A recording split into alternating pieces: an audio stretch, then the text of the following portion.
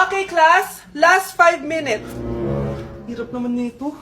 Be, ano sagot sa number 10? Huwag ka mong kopya sa akin, Samantha. Mapapagalitan tayo kay ma'am. Tamot mo naman. Ayaw mo akong pakopyahin, ha? Bilisan nyo, class. 1 minute na lang. Ma'am, nangangopya po si Scarlett sa akin, no? Ang pakasinungaling mo, Samantha. May nangangopya pala dito. Bagsak ka na sa akin, Scarlett. Apakasama talaga ng ugali mo, Samantha. Nay! O anak, anyari sa'yo? Binagsak ako ng teacher ko. Naniwala kasi siya kay Samantha na nangopya daw ako. Totoo ba yun, Scarlett? Hindi, Nay. Siya talaga yung nangopya sa akin. Walang hiya yan, ah. Humanda siya sa akin. Tara, anak. A few moments later. Ma'am, bakit niyo po kami pinatawag dito? Eh, kasi yung anak mo, sinungaling. Siya naman talaga yung nangopya kay Scarlett, eh. Hindi po totoo yan. Para malaman natin kung sino nagsasabi ng totoo sa inyong dalawa, mag-quiz na lang kayo ulit. Patay ako nito. Humanda ka ng mapahiya, Samantha. Okay, time's up. Pass your papers. Scarlett, naka-perfect ka. Yes! Talino talaga ng anak ko.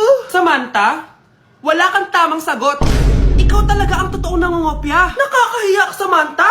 Humanda ka sa akin sa bahay. Tara! Huwag po,